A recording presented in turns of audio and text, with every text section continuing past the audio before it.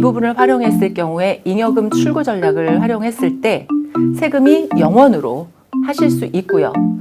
만약 10억 정도의 잉여금을 출구 전략을 활용을 할 때는요. 안녕하세요. 안녕하세요. 정혜가업승계 정선입니다. 오늘 모신 분은 우리 정혜기업연구소 수석 연구원이신 이향숙 연구원입니다. 반갑습니다. 네, 안녕하세요. 네, 정혜가업승계 수석연구원 이향숙입니다. 네, 지난번에도 소개는 드렸지만 우리 이향숙 연구원님 대표님들 기업에 이런 컨설팅 몇 년 하셨다 그랬죠? 지금 이제 15년. 15년. 네, 네네. 저희 연구원에서도 상당히 고참이신데. 네. 네.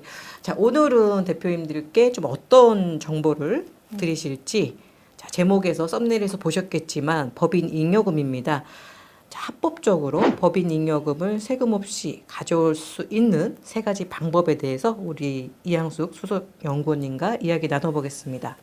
자, 연구원님, 법인에 잉여금이 왜 생기고 또 잉여금이 도대체 뭔지 또 모르시는 대표님도 있으실 것 같거든요. 네. 저는 이제 기초부터 항상 말씀을 드리잖아요. 그래서 물론 대표님들께서 한 1, 2년 정도 사업을 하시고 나면은요, 잉여금이 뭐 잘은 모르겠지만 뭔가 이렇게 내가 작년도에 매출을 일으켜서 이익을 일으키고 이익이 남게 되면은 뭔가 우리가 자산이 불어나는 그런 느낌들은 분명히 갖고 계십니다. 그래서 기업이 영업활동을 하면서 얻은 이익 중에 실은 상여금도 나가고 주주에게 배당도 나가고 이렇게 나가야 되는데 그런 것들이 처분되지 않은 부분이 잉여금이라고 이야기를 합니다. 그리고 이거는 법인이 보유는 하고 있지만 원래는 주주의 몫이다. 그래서 주주에게 줘야 하는 돈이라는 거죠. 근데 이걸 만약에 매년 배당을 하지 않았다고 하면은요, 미처분으로 남아 있기 때문에 마땅히 나갔어야 된 돈들이 처분이 되지 않았기 때문에 미처분 잉여금이라고 합니다. 이런 부분들이 업력이 오래된 법인들은요, 정말 차곡차곡 많이 쌓여 있는 경우를 보실 수가 있습니다. 용어에서 있는 것처럼 미처분, 아직 처분하지 않는 잉여금이다. 뭐 이렇게 봐야 되는 거네요. 네, 네. 자, 그러면 왜 이렇게 잉여금이 쌓여 있는 거예요? 그러니까 이렇게 생각하시면 될 것 같아요. 대표님이 처음에 이제 법인을 설립할 때 경영인으로서의 대표이사와 사내이사, 임직원분들이 있으시고요. 투자자의 입장으로서의 주주분들이 계십니다. 물론 이 경우는 법인사업자 주식회사의 경우입니다. 그러니까 투자자로서의 주주들은 원래 투자를 하고 나면은 법인에서 이익이 남으면 배당을 받을 권리를 가지고 있습니다. 그런데 우리나라 대부분의 법인들의 대표인님들 또는 그 주주로 구성되어 있는 분들이 실질적으로 이제 생존의 단계라고 하죠. 1년에서 약 한 3년, 5년 정도까지는요, 내가 내년에 어떻게 될지 모르고 이런 불안감들 때문에 또는 이제 재투자를 하는 경우들도 굉장히 많이 있으시고요. 뭐 기술 개발도 해야 되고 돈이 좀 남게 되면은 뭐 배당을 하기보다는 뭐 기계도 사야 되고 또 공장도 지어야 되고 이렇게 재활동을 굉장히 많이 하십니다. 그렇다가 보니 실은 배당을 다 할 수는 없어요. 하지만 적절하게라도 배당을 하셔야 되는데 그것들을 좀 잊어버리고 투자자로서의 어떤 주주의 권리에 대한 부분은 뒤로 좀 많이 미루어 놓으시는 경우들이 정말 상당히 많이 있으세요. 그러니까 급여나 상여, 요 부분은 경영인으로서 가져가는 부분이신데 그거를 안 하는 대표님들은 별로 없지만 이 주주로서의 어떤 배당을 하는 경우는요, 정말 최근에나 많이 하시지 차곡차곡 안 가지고 쌓아놓은 돈들이 많이 있다라고 보시면 될 것 같습니다. 그러면 이제 이런 부분들이 쌓이고 쌓인 경우들도 있겠고요. 또 다른 하나의 법인들은 잉여금들이 자본금 플러스 자본 총계로 남아 있는 게 이제 미처분 이익 잉여금이라고 보시면 되는데 잉여금이 실제로 배당을 하려고 해도 나는 우리 회사엔 돈이 없어. 이렇게 말씀하시는 경우 정말 많이 있으세요. 네, 그 돈이 어딨냐. 아니, 그 돈이 어딨냐고. 연구원님이 한번 찾아봐 줘봐요. 우리 통장에는 돈이 없어요. 아, 정말 뼈 아픈 현실입니다. 근데 잉여금이 10억이 쌓여 있는 법인들 대표님 입장에서도 그런 말씀들을 하시더라고요. 그래서 그 잉여금이 어디 갔는지 모르겠다. 분명히 뭐 딴 데 엄한 데 간 건 아니고요. 자산으로 형성되어 있는 경우들도 많이 있으시고요. 정말 중요한 거는 이게 정말로 없다라고 하면 가지급금으로 해서 법인에서는 잉여금으로 이익이 남은 거로 잡혀 있지만 바깥으로 나가 있고요. 대여금 형식으로 나가 있거나 또는 그 부분이 대표이사님의 가지급금, 주임종, 단기 대여금이란 형식으로도 나가 있는 경우들도 많이 있습니다. 그래서 뭐 이거는 억울한 상황들도 물론 있으시겠지만 수치상 뭐 30억, 50억이 있는데 장부상에만 있는 것 뿐이지 나는 실제로 난 배당을 하려도 돈이 없다. 억울한 거죠. 하지만 억울함을 호소하기 이전에 이렇게 장부상 이익이 잡혀 있기 때문에 내가 매년 결산 보고를 그렇게 했기 때문에 그 부분에 대한 순자산이 늘어난 부분에 대한 세금은 내실 수밖에 없는 상황이 되시는 거예요. 이게 참으로 주주, 대표님 입장에서는 크나큰 리스크로 작용을 합니다. 그리고 또 하나는 설립하실 때 미리 이렇게 주주 구성이 실은 내 뭐 패밀리, 흔하게는 중소기업까지는요, 중견 대기업, 뭐 투자를 많이 받는 법인들은 좀 다르겠지만 우리 흔하게 보는 중소기업이라고 이야기하는 법인들은요, 가족으로 주주가 구성되어 있는 경우들이 많이 있습니다. 그런데 더 흔한 경우는요, 설립하실 때 대표님이 1인으로 또는 뭐 80%, 90% 이렇게 주식을 보유하시면서 설립을 하시는 경우가 많으세요. 다른 케이스 하나는 지금도 주식을 과점을 넘기지 않으려고 차명을 활용하시는 경우들도 아직도 드물게는 있으시더라고요. 근데 그렇다 보면은 이 주주 구성이 분산이 되어 있지 않다 보면 사업이 잘 돼서 이익들이 쌓여서 배당을 하고자 하시더라도 배당소득세가 너무 과하게 많이 나간다라는 생각을 하시거나 또는 차명에게 배당을 하시는 경우에 대한 리스크 이런 부분들 때문에 오히려 배당을 못하게 되는 현상들이 발생을 하시는 것 같아요. 이게 편하게 구조를 했던 것들이 발목을 잡는 경우들이 많이 있습니다. 그러니까 이런 경우들이 누적이 되다 보면 실은 잉여금들이 법인에 차곡차곡 쌓이게 되고 나가는 행위를 못 하신다라고 보시면 될 것 같아요. 그러면 이제 초기에는 우리가 이제 나갈 돈도 많고 하니까 당연히 배당이라는 게 부담스러웠겠지만 뭐 10년, 20년 된 회사 그리고 현금이 실제로 있음에도 불구하고 또 배당을 못하는 회사도 꽤 많더라고요. 네. 이렇게 회사에 돈이 쌓여 있음에도 불구하고 미처분 잉여금을 꺼내오지 못하는 거는 대부분의 대표님들이 뭐 꺼내오는 방법을 몰라서 혹시 그러지 않을까요? 네, 꺼내오는 방법.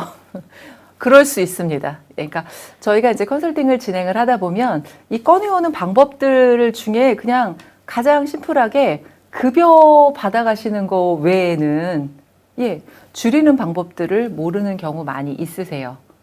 그리고 잉여금은요, 실은 급여와 상여 부분은 단기 순이익을 줄이는 효과를 보실 수 있습니다. 그렇게 해서 순이익을 줄여서 잉여금을 줄인다. 근데 그럼에도 불구하고 우리 회사가 그 이상으로 이익이 나는 경우, 실은 기업이 영업활동을 한다는 얘기는 이익을 남기 위해서 하는 거기 때문에 내가 급여를 많이 받아간다고 해서 이익이 많이 나지 않는다. 이러면 솔직히 잘 나가는 기업이라고 볼 수가 없죠. 근데 그래도 이익이 많이 남는 경우에는요, 실은 배당을 하셔야 되는 거죠.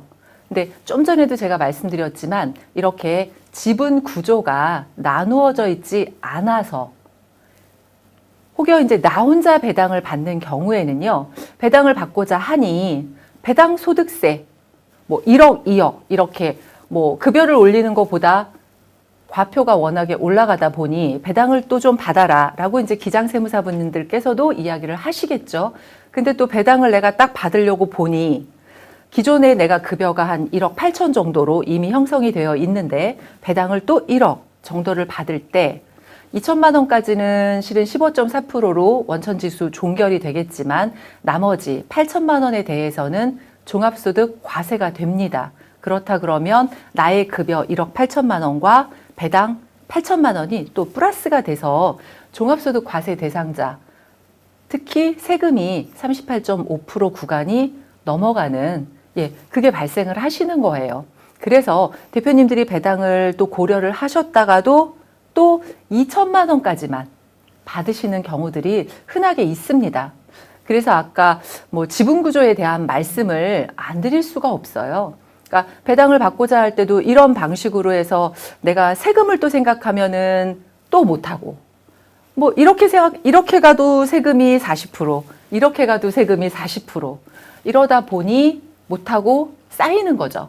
근데 당장에 근데 그 세금이 무서워서 계속 안 갖고 가고 이렇게 처분되지 않은 잉여금들이 쌓아놓게 되면은요, 대표님, 결국에는 나중에 더 큰 세금 부담으로 대표님에게 또는 주주에게 돌아옵니다.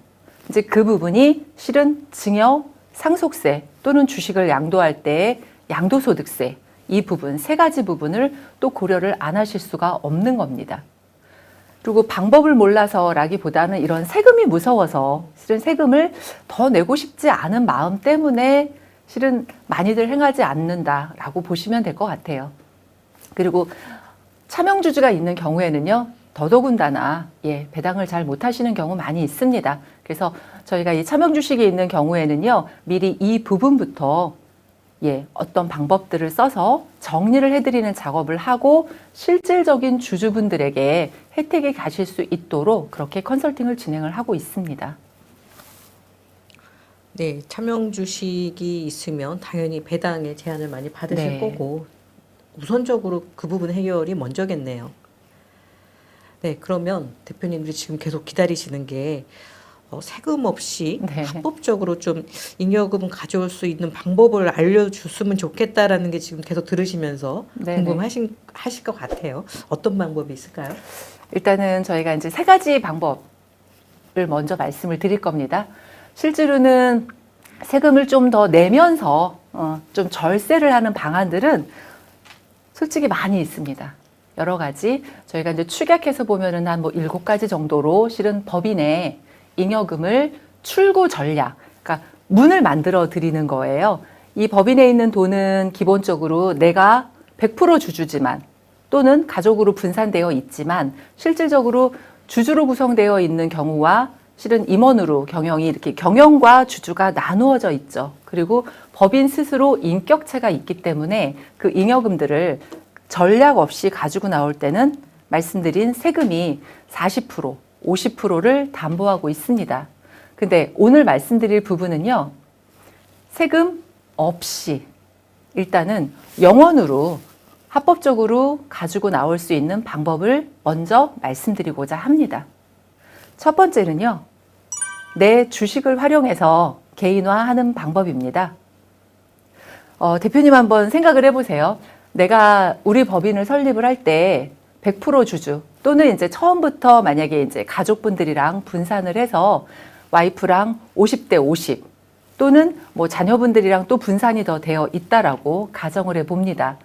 일단은 뭐 액면가 뭐 5,000원 또는 10,000원짜리로 해서 5천만 원짜리 중소기업으로 설립을 하시는 경우들이 가장 흔한 케이스로 많이 있습니다.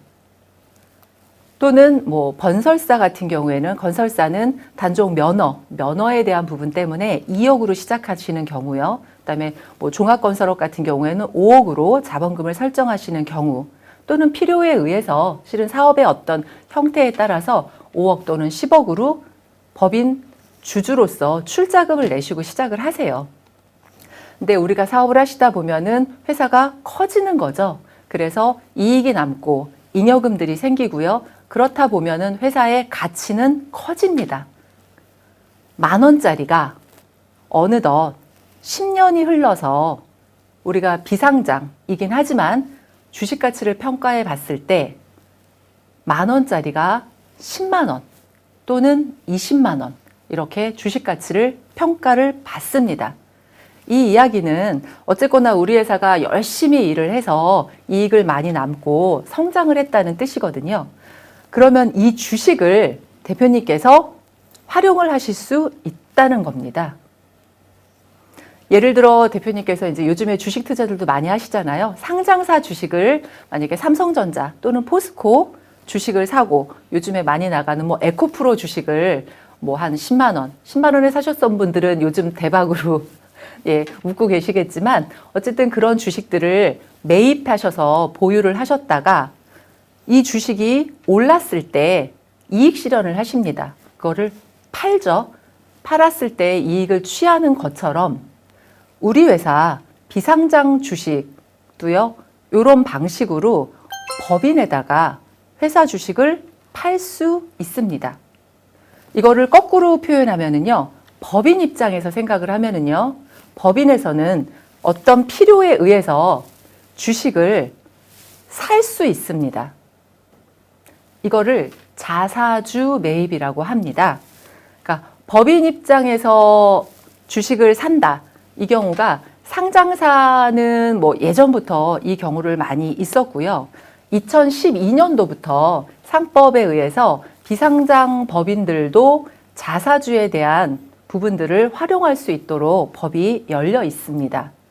그래서 그 대표님 주식 또는 배우자 주식 이런 부분들을 법인에서 살 수 있는 거죠. 그러니까 이 부분을 활용하는 방법입니다. 그래서 만약에 이제 비상장 주식 같은 경우도요. 시세 차익이 발생을 하면 살 수도 팔 수도 있습니다. 그래서 법인 입장에서 생각을 해봤을 경우에 일반적 목적은요. 이렇게 이익 실현을 하는 목적과 또는 좋은 인재들을 영입을 하고자 할 때 이렇게 자사주를 보유하고 있다가 영입되는 직원에게 주면서 스탁 옵션을 실행을 하는 경우들도 요즘에는 흔히 많이 행하시고 있는 케이스입니다. 그리고 또 다른 케이스는 또 특수 목적, 특정 목적에 의해서도 자기 주식을 사서 보유할 수도 있고요. 또는 소각을 할 수도 있습니다. 이것을 법인이 자기 주식을 취득 또는 처분한다라고 합니다. 2014년도부터 상법상 비상장 주식 회사에서도 이렇게 자기 주식을 취득할 수 있고요. 여러 가지 측면에서 본다면 대표님들 이렇게 만나 뵙는 대표님들이 혹여 이제 좋은 인재들을 영입을 할 때 본인이 주식을 많이 갖고 있을 때 내 주식을 좀 그 친구한테 줘서 한 5% 연구개발 뭐 소장님한테 5% 줘서 영입을 하고자 한다. 이렇게 말씀들을 하세요. 그런데 내 주식을 팔게 되면은요, 이 부분은 증여가 발생을 하시는 거거든요. 그렇기 때문에 그렇게 내 주식을 증여하고 양도하는 케이스를 가는 것보다 자기 주식을 활용하는 게 대표님 입장에서는 훨씬 더 유리하신 측면들이 있습니다. 그렇게 주식을 법인에서 보유하다가 직원을 영입하면서 직접적으로 법인에서 주는 형식을 택하게 되면은요, 실질적으로 세금이 훨씬 더 적게 나오시는 거죠. 양도하면은요, 양도소득세를 내게 되는데 3억 이하는 지방세 포함해서 22%, 3억 초과분에 대해서는 25% 세율인데 27.5% 세율을 적용을 받게 되십니다.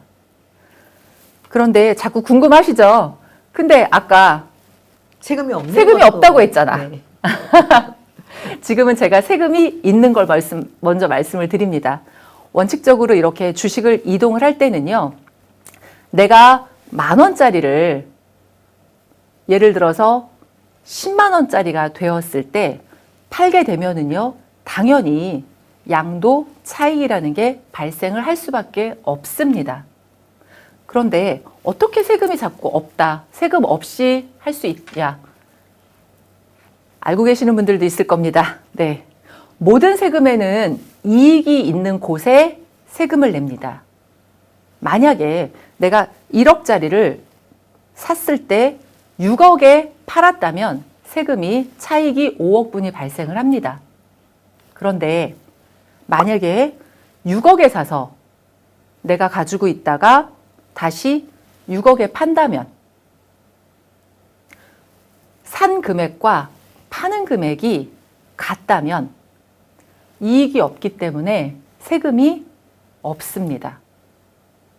이 방법은 한 가지 양도 또는 증여지만 부부간에 배우자를 활용한 증여를 하는 경우에 세금이 없이 이렇게 주식을 이동을 하면서 자사주를 활용해서 법인의 자금을 6억까지는 세금 없이 가지고 나올 수 있습니다. 부부간에는요, 10년간 6억이라는 비과세 공자를 나라에서 이미 줬습니다. 누구나 쓸 수 있는 권리인 거죠. 만약에 자녀에게는요, 성년인 경우에는 5천만 원까지는 비과세로 활용을 하실 수가 있고요. 미성년자인 경우에는 2천만 원까지 비과세 공제 혜택이 있습니다. 이거를 대부분 자산이 좀 있으신 대표님들 부동산을 할 때만 증여를 행하시는 경우들을 저희는 흔히 많이 봤습니다. 아파트를 할 때 배우자에게 증여 또는 증여를 하지 않더라도 공동등기를 할 때도요, 이미 그게 증여를 한번 쓰시는 케이스가 굉장히 많은 거거든요. 그런데 주식을 거래할 때는 이거를 활용을 잘 안 하시고 이 부분이 모르셔서 안 하시는 케이스라고 저는 생각을 해요. 그래서 얘를 활용을 안 하고 만약에 그냥 지나갔다고 해서 10년에 한 번 내가 받을 수 있는 이 권리 6억의 비과세 혜택이 20년이 된다고 해서 12억에 대한 권리를 주는 게 아니거든요. 그렇다 그러면은 최대한 10년에 한 번은 이 기회를 활용하시는 거를 추천드립니다. 활용을 하세요. 그래서 실질적으로 컨설팅을 진행을 하다 보면은요, 6억까지 정도면은 배우자가 있다면, 그 다음에 10년 이내에 증여 지분이 없다면, 세금이 6,790만 원, 즉 10억을 출구 전략을 했을 때 6.79%로 환원이 가능하다는 결과가 나옵니다. 세금 걱정 없이 자산을 늘리는 대표님이 있는 한편 평생 모은 자산이 세금 때문에 절반으로 줄어드는 대표님도 있습니다. 무엇이 이런 차이를 만들까요? 세금 지식의 차이 때문이 아닙니다. 회사가 실적이 없기 때문도 아닙니다. 물론 인맥이 없어서도 아닙니다. 그것은 특별한 정보와 실행력의 차이 때문입니다. 사실 큰 자산을 소유한 분이나 존경받는 가업 승계를 이룬 회장님들, 세금 걱정 없이 노후를 즐기는 자산가들도 모두 특별한 절세 솔루션을 활용했습니다. 17명의 전략세무사와 10,000개 이상의 솔루션 경험을 통해서 성공적인 절세 솔루션의 공통점을 찾았습니다. 대표님도 행복한 자산가가 될 수 있습니다. CEO를 위한 절세 솔루션 상담은 지금만 무료로 신청이 가능합니다.